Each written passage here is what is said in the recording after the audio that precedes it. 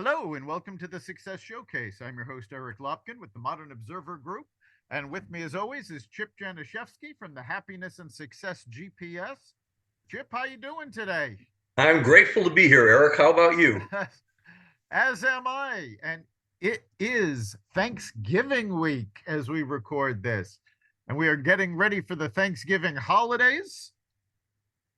Chip, what have you got planned? Well, basically, we're having Thanksgiving over here for the first time since BC before COVID. We had like a watered down version a couple of years ago, but we have probably 15, 18 people coming in here on Thursday, which it's just wonderful. So, how about Nice. We're just having a small Thanksgiving, just the immediate family. So we'll be enjoying each other's companies and not having all that much to clean up afterwards because it's just three of us. So there you go. Only a 15-pound turkey. exactly. Yeah. Well, I have teenagers. So, Good. even one can, feeding him is a big deal. Yeah, there's no better leftover meal than turkeys and mashed potato for sure. Absolutely. So, And of course, every year, Thanksgiving week, we do our gratitude show. But this year, we're going to do it a little bit differently. We're going to talk about the power of gratitude, but we're also going to talk about the power of forgiveness, because that's a big part of gratitude. You know, Holding a grudge is like letting somebody live rent free in your head. And a lot of people get caught up with that. And instead of focusing on what they're grateful for, they're holding grudges and they're blaming people. And part of that gratitude is letting go of things that didn't work, letting go of the things that happened, and forgiving. yeah, and it's really focusing your mindset on positive things because the one thing you can do is anytime you have a negative thought, you can turn on something positive. And a good way to do that is to have what I think Rhonda Byrne called them shifters. So these could be just positive thoughts. It could be pictures of family or an experience that you've had and so on and so forth that you automatically think of anytime a negative thought comes up in your head. And if you can have a few of those going for you, like for me, obviously, I got my grandchildren. I can think about the last time I was there and hug her for about 2 minutes before we left. That kind of thing. If you have those things going on, you can turn things around. But step number one is to realize that your positive moment is your choice. Another favorite quote of mine is dwelling on negative thoughts is like fertilizing weeds. Think about that. Yes, that's a very good analogy. So, And I love that having shifters. I do something like that, when I get aggravated about something that's, not right in front of me, I just stop and go, wow, where did that come from? That's not going to have any effect on me anymore. So why bother thinking about it and sort of force my way past it? yep. I mean, good shifters for me. As I work out of my home, and you see all the stuff behind me, including pictures there. And if I picked up my camera now and turned it around, you would see 4 years of pictures from November in my calendar. That every time I look up, I'm looking at that. I'm looking at my granddaughter with my son over her head, and she's upside down on him with her hands on her face, and they're just staring at each other's eyes, and it's so cool. So having positive visuals around you is a really, really good way to do things. If put them in your office and things like that. So, um, but getting into positive morning routines and positive things before you go to bed, these are all part of it, developing that practice. And again, you can either look at things positively in the present moment or negatively. And if you choose positivity, magic happens.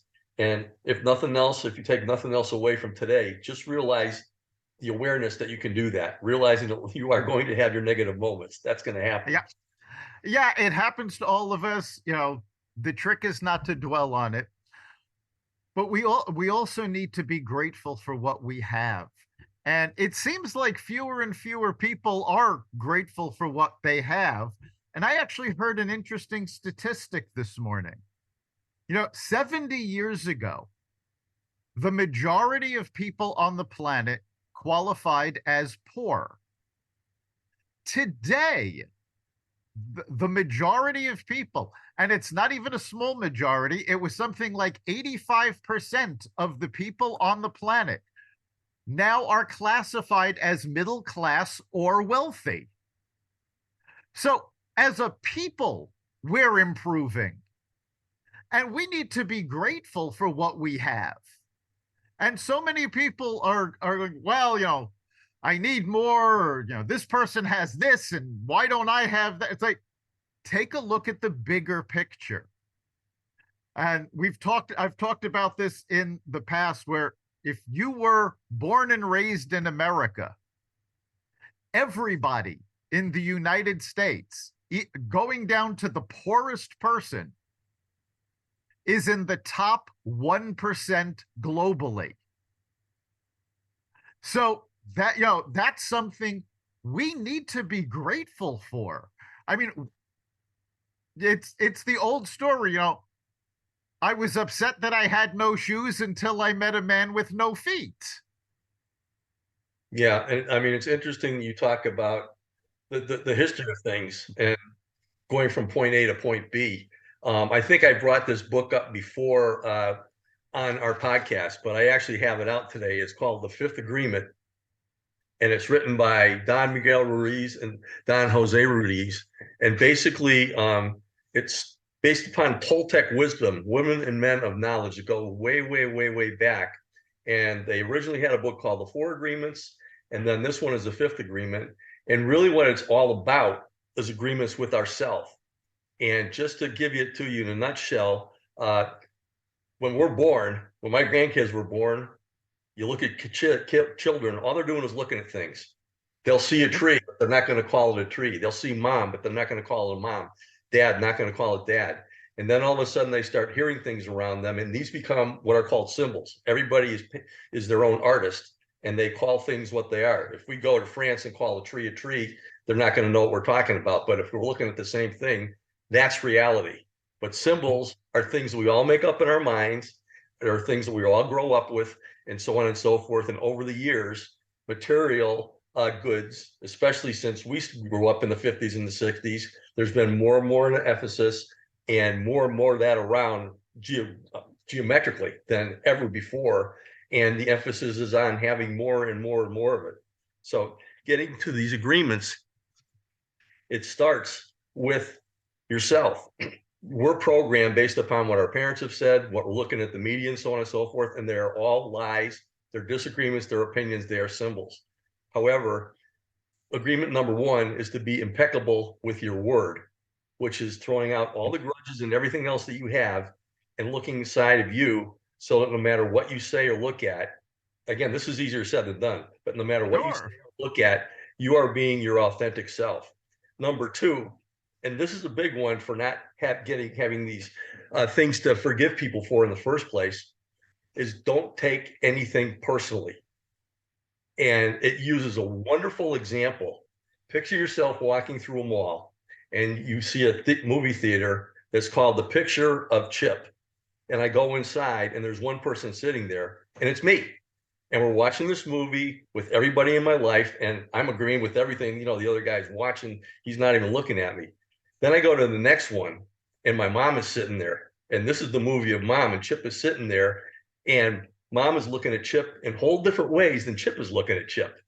Then you go to Dad, and you go to, kids and all this other kind of stuff. Just realize that we have our own symbols of ourselves, and other people have totally different things. So if you're going to take those things personally, it's going to open the door for resentment, grudges. You did this, you did that. So the third one, which is really very important, it's a logical progression of this, is don't make assumptions, because my assumptions of myself are different from your assumptions of myself, and so on and so forth. And agreement number four is always do your best. So that was the book number one, is the four agreements. And the fifth one ties everything together. When you're looking at all these different things, agreement number five is be skeptical, which means question everything, but learn to listen. And this is where you are trying to understand and live where people are. And they talk about going from the world of lies and gossip and so on and so forth. There's three different stages that they talk about. Number one is basically let's see.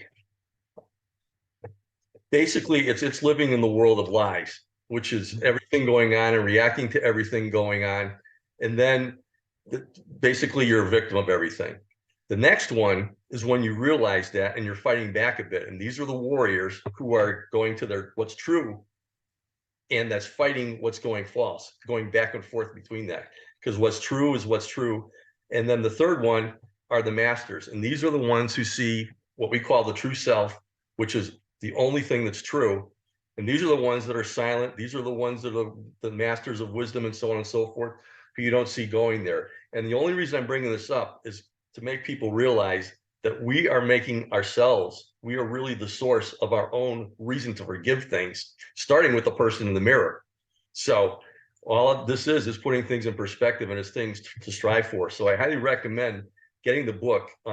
It's called The Fifth Agreement. It's from Don Miguel Ruiz and Don Jose Ruiz. You can pick it up at Barnes and Noble, or you can order it online, but it's a really, really good template for you to live your life by. And I just listened to it again this past week, and it just was, the timing was perfect for this, because it's a great way to deal with things. Nice. Yeah, when you were talking about that, it made me think of two things. First of all, assumptions. Yes, never assume. And you should always remember the old comment, when you assume, you make an ass out of you and me. Yeah, it's. Are we showing the video? The visual on this? I'm just kidding. So, yeah, it's never make assumptions. And the other thing that you made me think of is why. And why is a tool. When you ask why, you're trying to get to the core of something. You're trying to get more understanding. But so many people, when you ask them why, they take it personally. It's like, what do you mean why? Because I said so. Well, no, I'm trying to understand, not, it's not a challenge to you.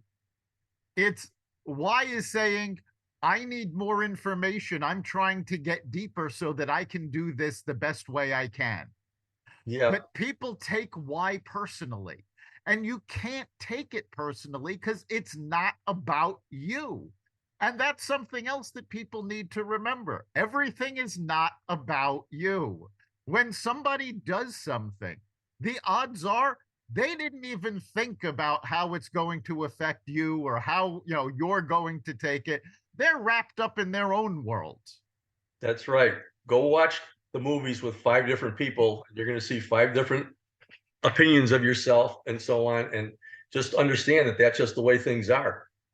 So you can't take things personally. And if you do make assumptions about things, I put out the question here is, what's your motive for it? Is your motive to actually make the world a better place, make yourself better? Or is it to prove that you're right and proving that somebody else is wrong? What's the motive behind it?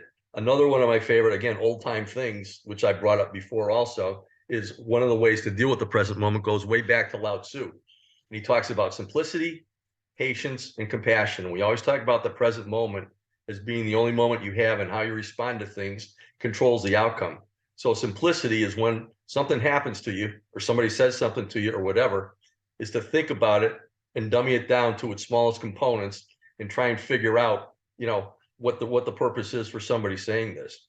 And then the patience is when you're actually thinking about, all right, what am I going to do about this thing? Is it nothing, which is probably the best thing? Is it to understand that this person may be having a bad day and just letting it go? That kind of thing. And the third thing that ties everything together, which guides what number 2 should be, is always treat that moment with compassion. And if you have that going on and realizing that you have no idea what's going on in other people's lives at the present moment, then what you're doing is you're actually going down into your inner self, which we all came from the same place. This is what the Toltec thing is all about. And going back to our source, what the truth is, call it God or whatever. And once you go back there, this is what trying to be a master that I just talked about is all about. And it is a battle. Most of us are in the warrior stage where we go back and forth. We'll probably stay there forever, but that's where we're at. Yeah, it is about how you think of the current moment. And, it's important to remember the past is gone. You can't do anything about it. The future hasn't happened yet. There's no point in worrying about it. And the current moment you're in is a gift. And that's why it's called the present. And we need to be grateful for that present. We need to understand that we are where we are.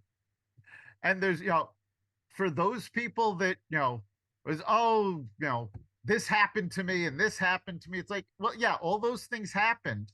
You can't change them. But the fact that they all happened is what put you in your present spot. So all of the bad things that have happened, people passing away, tragedies, obstacles, they made you the person you are. And without them, you wouldn't be you. You'd be someone else. So you need to accept that, yes, those all had an impact on me. Now I can continue to blame them, or I can be grateful for having the experience, for overcoming the obstacles and making me the person I am. Yeah, I mean, basically, if you're dwelling in the past, if you're mad at somebody or you're feeling guilt about, okay, what's mom thinking about me now? This, that, what you're giving up control of the present moment to somebody else.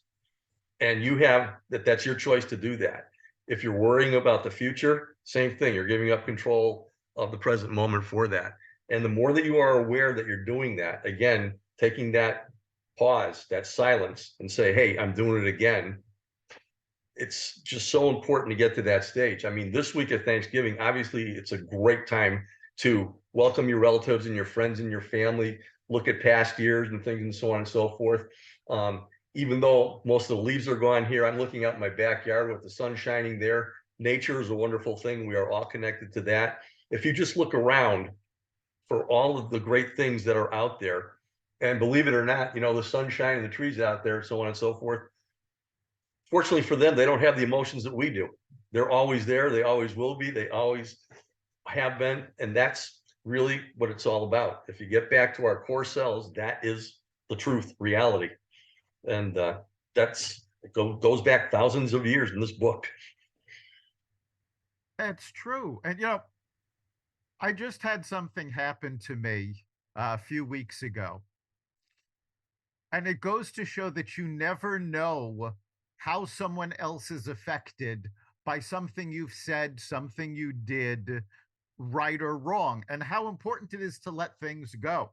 I got a call from a friend of mine. I used to work with him, and I haven't seen him in at least 20 years, probably longer. And the whole reason he called me up is because we had had a conversation over 25 years ago that had upset him. Now, the conversation to me was very minor. And in fact, until he mentioned it, I didn't even remember having it. It was about Bill Cosby. And I had made an offhand remark that the Cosby Show had been filmed in my neighborhood, and Bill Cosby was this horrible person. He treated the store owners in the neighborhood horribly. He was, he was just a nasty person. And my friend was African American. He really looked up to Bill Cosby, and this comment that I made really bothered him. But we were very close, so he went, well, okay, and he just let it go. And the conversation went off to other things. A few weeks ago, he calls me up. He had just watched the documentary, We Have to Talk About Bill Cosby, which details all of the terrible things Bill Cosby is now known to have done.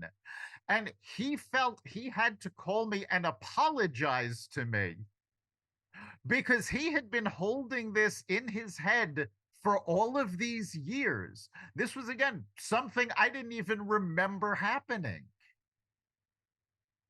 But in order for him to let it go, he felt he needed to call me and apologize.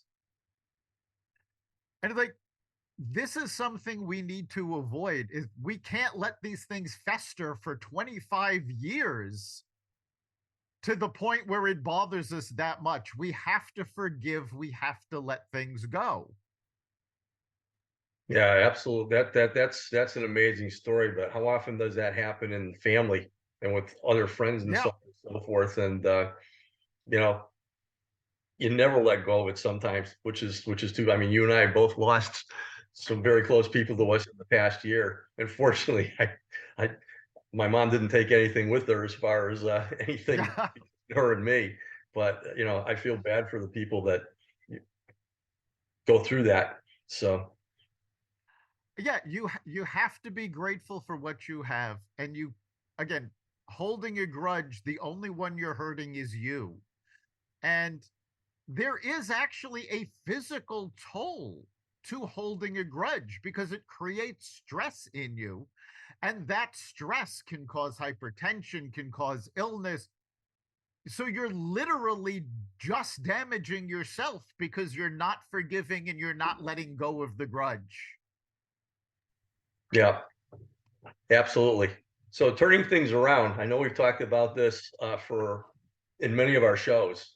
If you haven't already, this is a great week for you to start a gratitude journal, which is just Oh, yes. every day, just write down a couple of things that you're grateful for. As I've said many times before, I do mine in a spreadsheet where I just have a row for every day of the year and write a little comment. And now I've got about 8 or 9 years that I can look at anytime I want of what's happened today, which is just amazing. But just write those things down and read it every day in the morning or at night, and make sure that when you get up in the morning and you go to bed at night, you have some type of positive routine that you're going through before you do that, especially going to bed, because you're going to sleep based upon what you're going to bed with. And then first thing in the morning, don't turn on the news and all the other stuff that's going on. You'll find out what's going on anyway. Start every day with some type of positive thing going on. Do some exercise, read a little bit, whatever.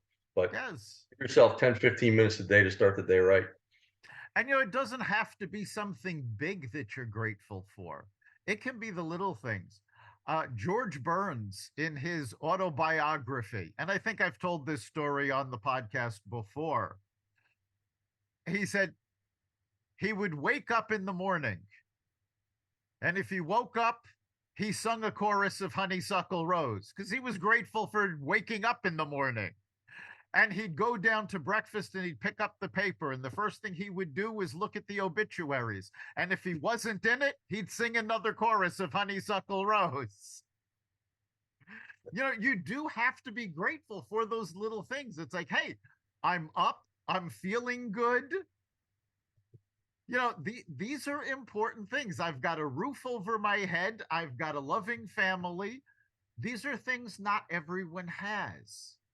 And when you realize that you need to be grateful for those little things become a lot bigger. Yep. And it's the little things that are the most important. So it's happiness. It's the people that you have in your life. It's the experiences that you have. Again, looking around, it's so important. And at any point in time, if you just flip the switch to pay attention to that for a second, next time you're feeling down, that's one of the shifters that I'm talking about. So Absolutely. Being grateful for those little things, it's a great way to shift out of, when you suddenly are angry at somebody or something. Let's face it, so many of us, will stub our toe and get angry at the table. It's, and that's something else is, you know, other parts of being grateful that we don't often talk about. One is responsibility, and it's taking responsibility for your own actions. You know, when something doesn't happen the way you wanted it to, you own that rather than blaming someone else and then having to forgive them. It's like take responsibility for your actions. And the other part of it is being grateful makes you lucky.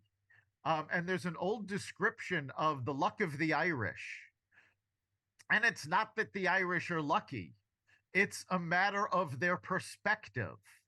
So it's, when an Irishman steps in a pile of manure, Well, the luck of the Irish is it's good luck that I wasn't wearing my good shoes. So it's all perspective. Take responsibility for your own actions. Be grateful for what you have. And again, the more you're grateful for, the more you'll find to be grateful for. It's contagious. Yes, Yep. it really is. And again, this is Thanksgiving week. Everybody's focused on what they're grateful for. And I've joked about this before, but only in America could we have a day where we're focused on being grateful for everything we have, followed by a day where we all have to go out and buy more stuff. We don't need to buy the more stuff. Being grateful for what you have shouldn't be a once a year occurrence. You should be doing this every day. Focus on your loved ones. Focus on all of the things that you actually do have. And again, it doesn't have to be big things. The fact that you have family, the fact that you have shelter, the fact that you have food on the table. We've had on this podcast representatives from Feeding America. There are tons of people out there that don't have enough food. If you have enough food on your table, that's something to be very grateful for. Absolutely. So, yeah, pay attention to what you have. And when you really look at it, and you look for things that you're grateful for, you'll realize you have a lot more than you think you did. All right, so we are coming up on the end of our time. So, Chip, what do you think is the big takeaway for today? Well, I'll be simple and I'll go right back to the book that I was talking about earlier, the Fifth Agreement. And this is a way to stay out of trouble as far as getting down on yourself, needing to forgive people and so on and so forth. And so number one is just be impeccable with your word, which is just be yourself. Number two is don't take anything personally, because every person in this world that you run to contact with is going to have a different vision of you than you yourself have. Number three is don't make assumptions. That's logical based upon that, because the way other people look at you are going to make them assume other things about you. And then number four is just do the best you can. And number five is to be skeptical, but learn to listen. This is the art of understanding where other people are coming from and what's really true and what's really not. So if you take that away with you and get this book, The Fifth Agreement, I think that will help you a whole lot in your day-to-day activities. So, and everybody out there, have a wonderful Thanksgiving. Absolutely. For me, I think the big takeaway is just the simple message.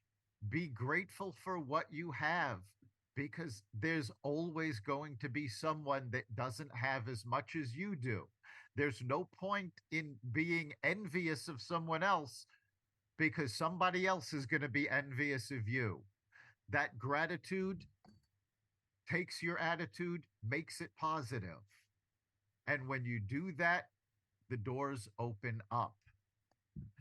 So we're going to wish everybody a happy Thanksgiving and a happy kickoff to the holiday season.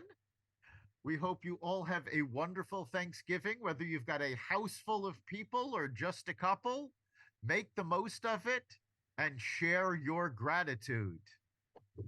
You've been listening to the Success Showcase. You can catch us every week at xvadio.com/podcasts, the Apple Podcasts app, Google Podcasts, Spotify, iHeartRadio, Stitcher, Amazon Music, Audible, and wherever you find podcasts.